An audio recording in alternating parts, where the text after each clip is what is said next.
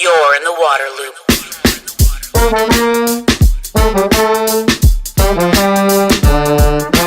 Water loop, water loop, water loop.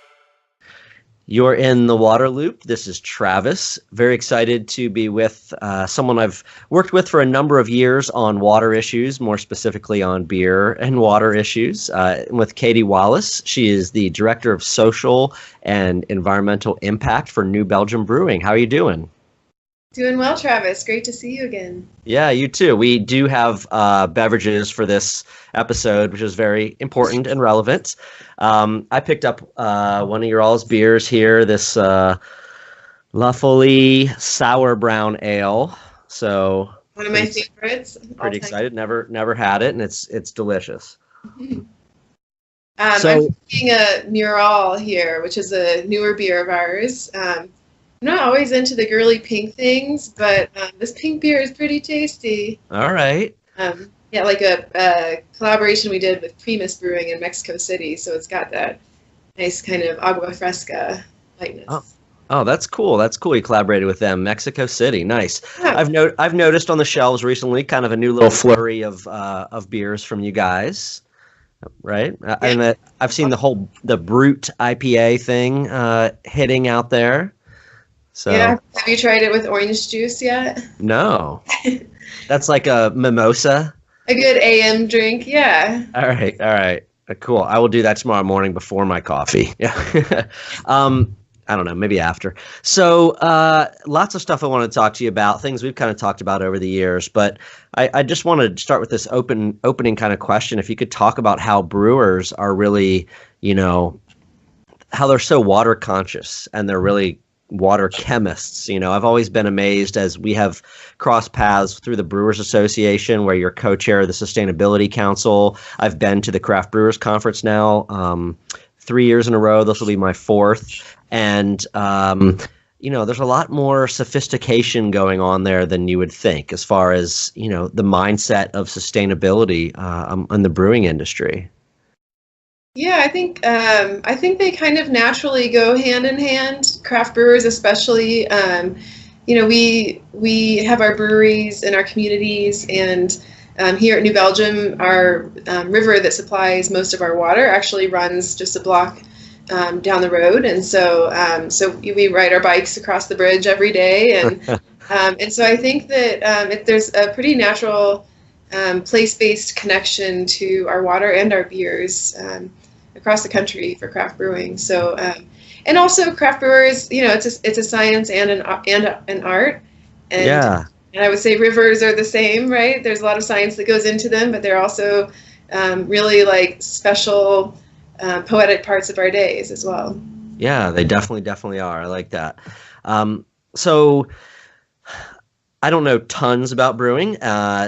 Different listeners may know different amounts of it. So could you just explain basically the role of water in brewing and in beer? I mean, I think it's like water is really like 90% maybe of a beer. It's the main ingredient. But, what's the process in making beer and brewing beer and with water? How does that all work? Sure. You're right. Beer is over 90% water, and actually, though, the vast majority of the water needed for beer is consumed on the barley fields, and so we actually use a relatively small amount of that in the brewing process, but nevertheless, we really want to reduce our consumption as much as possible. So an ingredient of beer, of course, is what the water helps us to provide, but also there are a lot of processes that utilize water. So exchanging heat or coldness throughout the brewing process is oftentimes done by water. And then cleaning, of course, our tanks after we've done a batch of beer or so, and then trying to be really efficient about that as well. So for us, we use just over 4 parts water to 1 part beer in the brewing process. So one of those parts goes out as beer, obviously. 2 parts, so about half the water we use in the process, is treated here on site at our process water treatment plant. That's not a common thing that breweries have, but it works really nicely for us. we're able to pre-treat our water and then discharge it pretty clean to the city. And so the city finishes cleaning it, and they discharge into the river. So about half of the water we consume goes back into the watershed here, and then the other half goes out with spent grain that's fed to cattle, or it's lost. A little bit of it is lost to evaporation in our water treatment process. Okay. So water is obviously the critical ingredient, but it's interesting that it's also critical for that heating and cooling and then cleaning. I know that it's very, very important to have all the brewing equipment super clean and sterile for the integrity of the beer. Sure, especially we have a couple dozen yeast strains at any time, and yeast really likes to party and procreate new yeast strains, and so in many beers the yeast is actually contributing the majority of the taste, and so we really want to make sure we're keep preserving the yeast as it is, and not letting it cross with other yeast strains, and so we have a pretty sterile system that allows us to maintain that separateness, and also of course eliminate and avoid infections throughout the process through cleaning. But we also have actually La Folie, which you're drinking, is fermented in wooden foeders, big wooden barrels, and it's kind of an old Belgian style of fermentation, where that's where the yeast plays with each other, makes new, new tastes entirely, and mixes with other bacterias in a really yummy way, and makes unique tastes all the time. So your bottle has a vintage year on it, and that's where we go wild. 2016 is what this one is. Yeah. Yeah, and then, but anyway, so water helps us and the rest of the brewery keep a pretty separate process, so that we can avoid infections and issues of cross contamination. Yeah. So what's the historic? I mean, that ratio of water to beer. I think there's kind of like industry standards, right? And then there's a lot of the breweries I've heard about when I've been at the Craft Brewers Conference. They talk about how they're trying to drive down their ratio as part of their sustainability effort, right?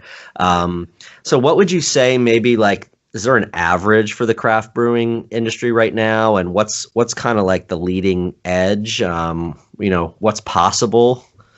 Yeah.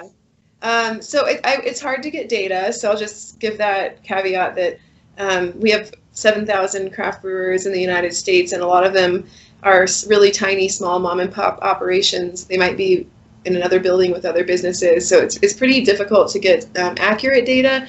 But we've seen probably an average in the data we have collected around 8 barrels of water to make 1 barrel of beer.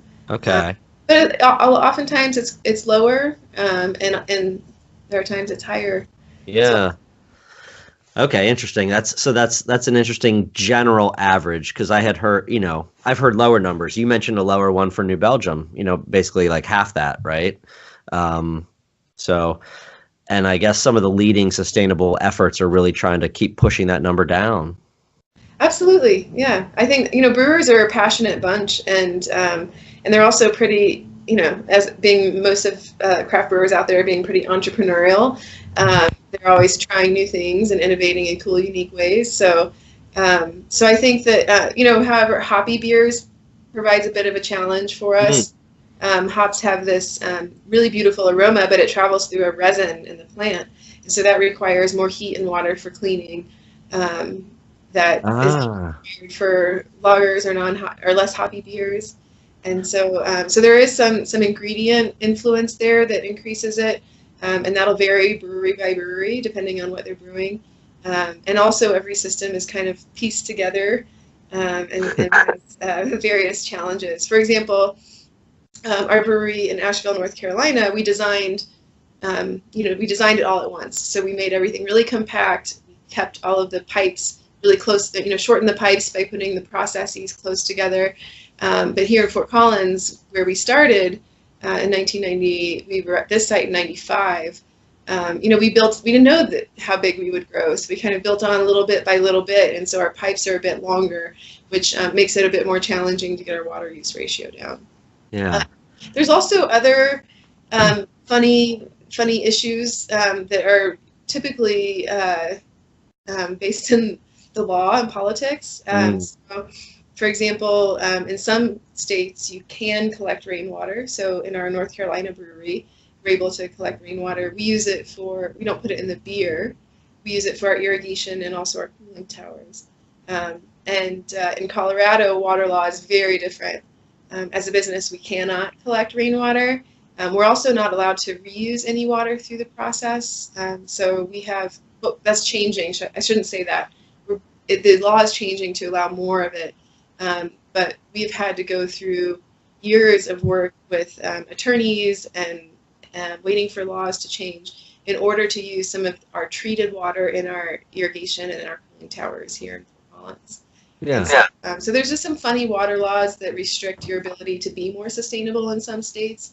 And so we struggle a bit with that more here in Colorado too. So yeah, every brewery is different. Every state is different as far as what they allow you to do. So it really means that there will be quite a bit of variance in the water use ratios across the board. We always encourage brewers to measure against your own self. So what are you doing versus last year? And hope that you make improvements based on that, and then strive towards lower industry average. A couple things you mentioned, it sounds like that the hoppy beers use more water. So, the American obsession with IPAs and everything definitely helps to keep that consumption a little bit higher, right?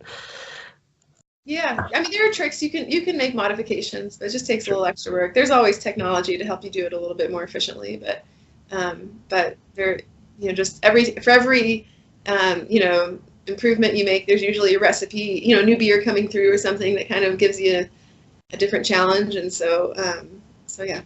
Throws it all off over again. Yeah. And you mentioned there's 7,000 craft brewers. I think that was 7,001. Like there's a new one opening all the time. Yeah. I live in Wilmington, North Carolina. And it's a smaller town. It's like 120,000 people, but there's like 16 or 17 craft breweries, It's unbelievable. But it's a good thing. I'm very happy about it for sure. Beer brings people together, and so there's a great opportunity having more breweries throughout the country. Yeah. What do you think are some of the areas for improvement? I mean, you've mentioned the things that people are doing to try to conserve water or reuse in certain ways or bring the pipes closer, et cetera. What's kind of like the edge of that improvement right now, or what's like the new effort or that technology's letting them do, or that kind of thing? Sure. I think, for one, that brew kettles, the technology around brew kettles are changing so that you can boil it in less time, boil the wort, the unfermented beer, in less time. So that's allowing us to lose less water to evaporation, and it also saves us energy. I would say just an easy win, oftentimes that's not front of mind for a lot of brewers, but is becoming more so, is just reducing beer loss. So let's say if it took us 4 barrels of water to make 1 barrel of beer, and then we had a quality issue or something, and we have to dump that barrel of beer, we just dumped 4 barrels of water and the barley and all of the embedded water and energy throughout that beer.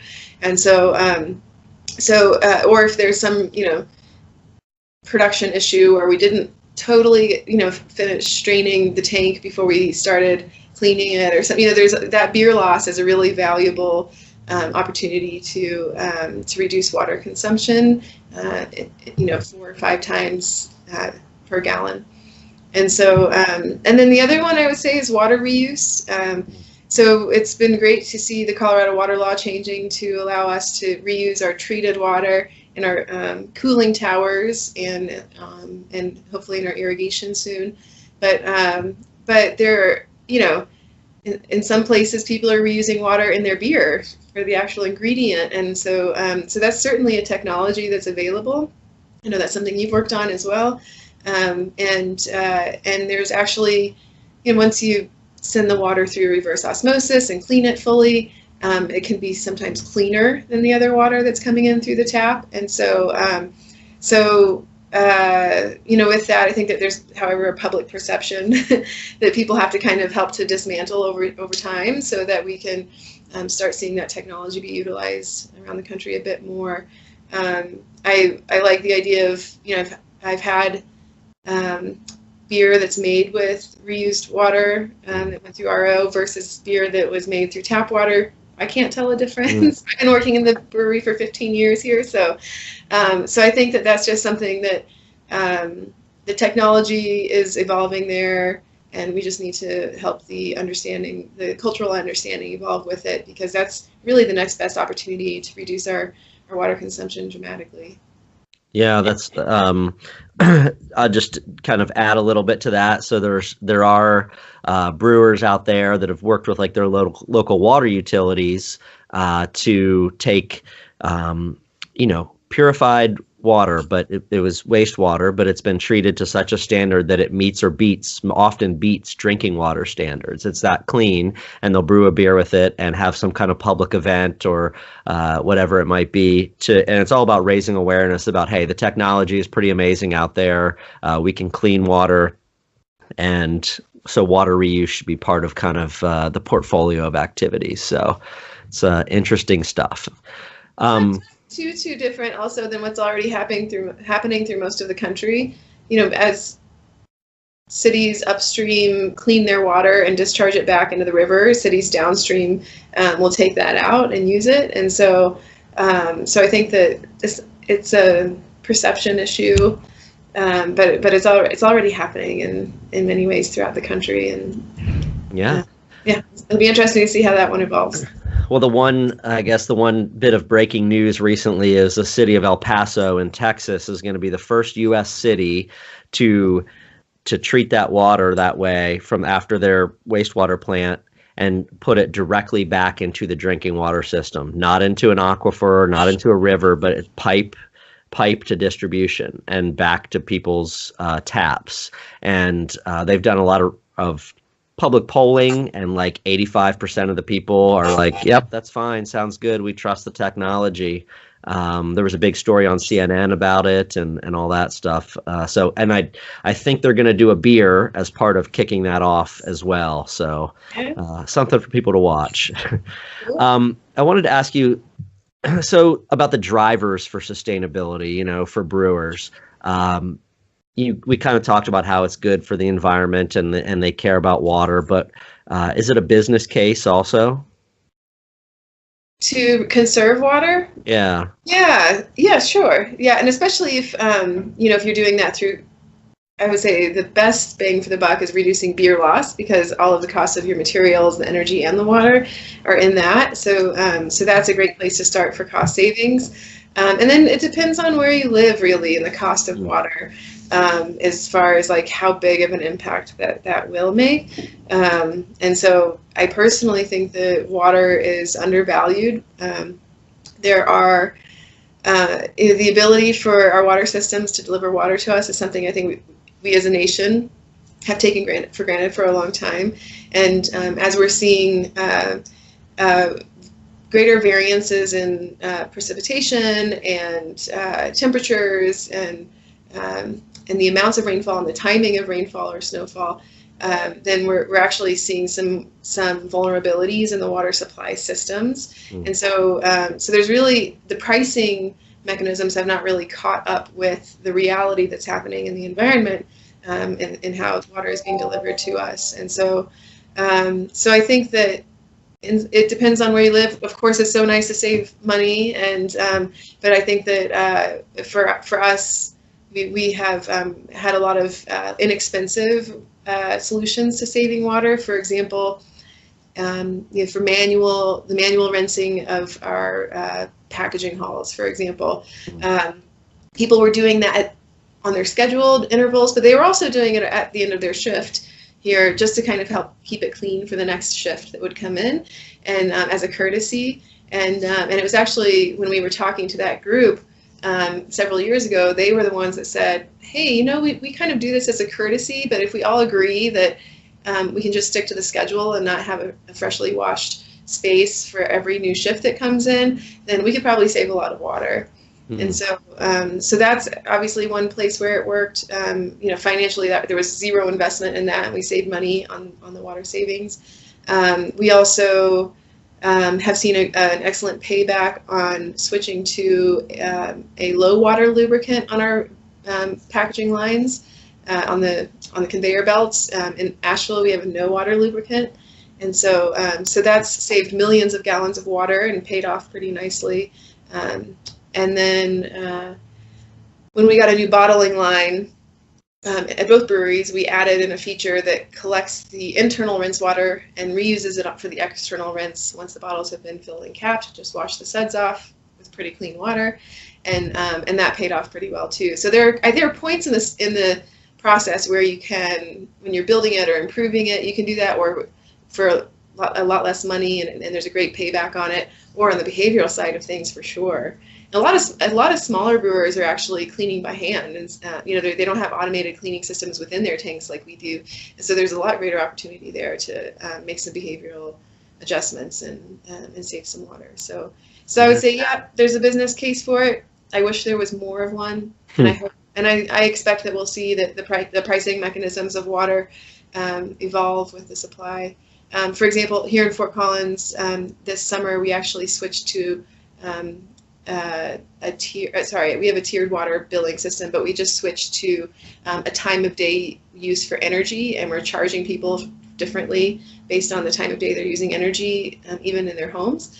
And so I see some of that changing in energy, and I expect to see some of that evolving for water as well. Yeah, very cool. So you mentioned also about the weather and the price of water and everything. And there's been a lot of drought in California, and there's been a lot of stories recently with Arizona and New Mexico and the Colorado River, right? And the allocations of water from the Colorado River. And, since you're co-chair of sustainability for the Brewers Association, I guess what's happening and what has happened with brewers in those parts of the country where they've really been hit hard by drought. I know a couple years ago in California, it was a big deal, and some breweries had to kind of scale back on their water use or negotiate stuff with the state. Many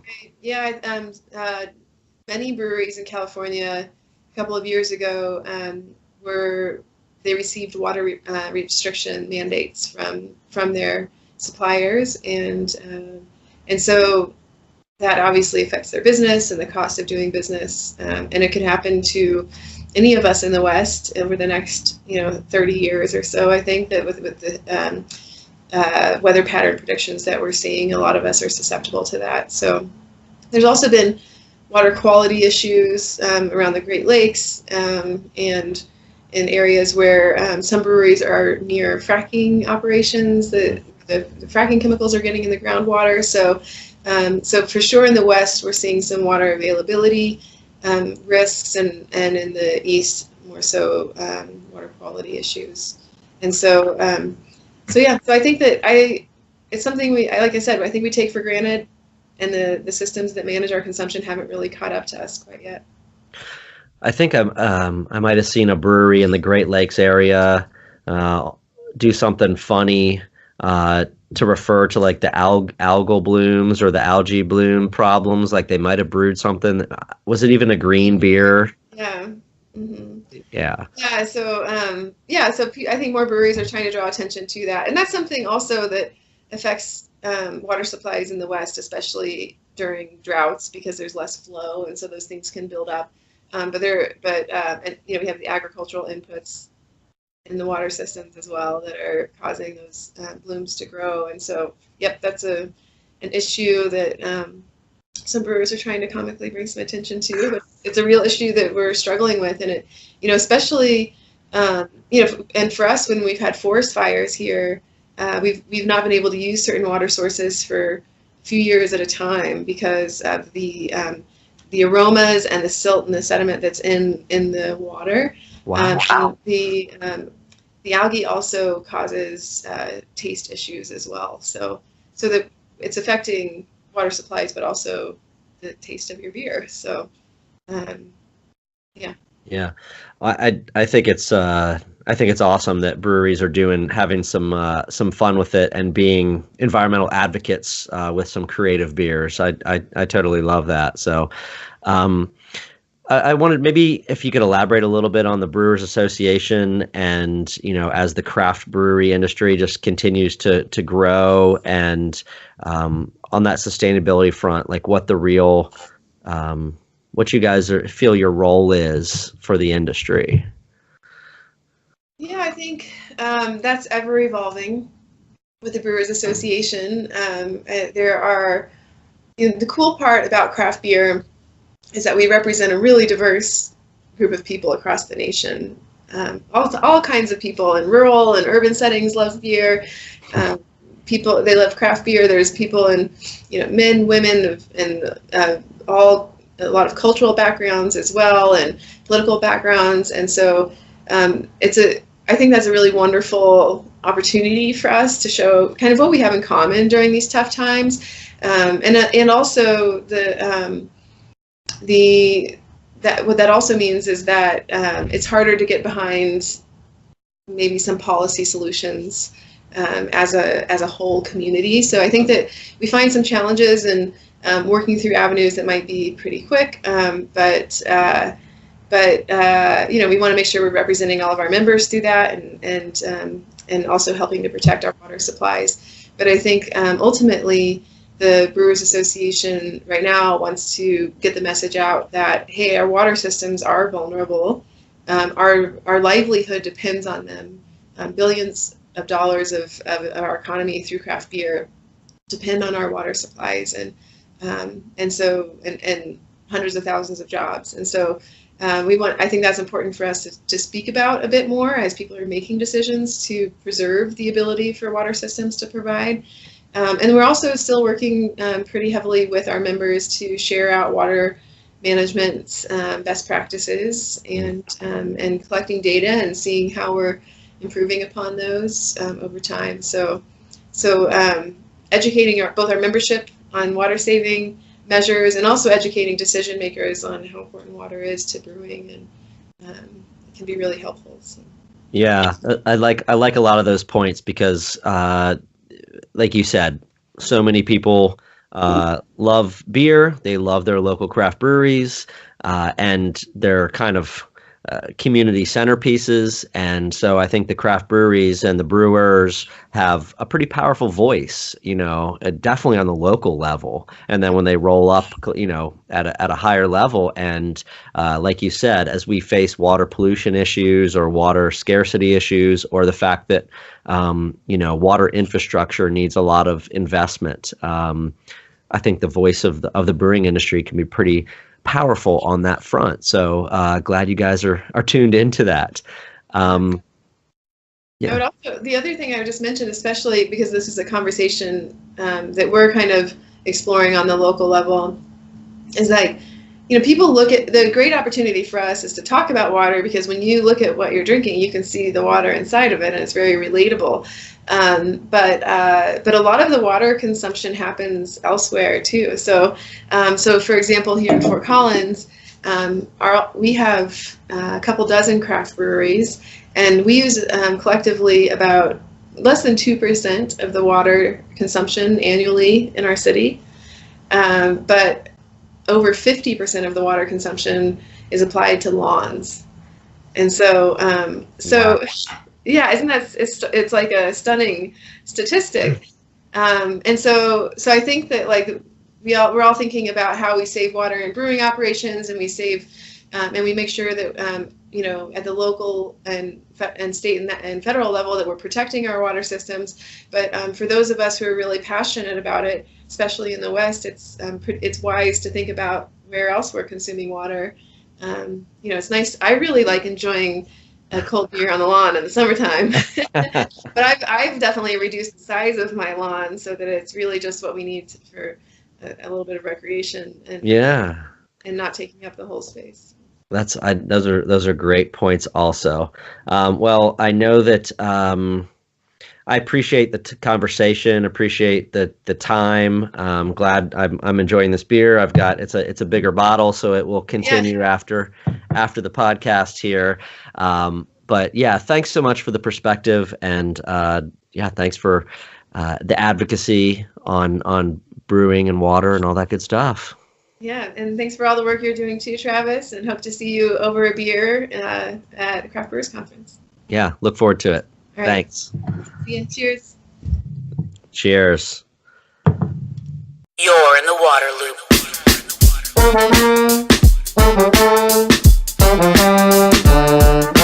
Waterloop, waterloop, waterloop.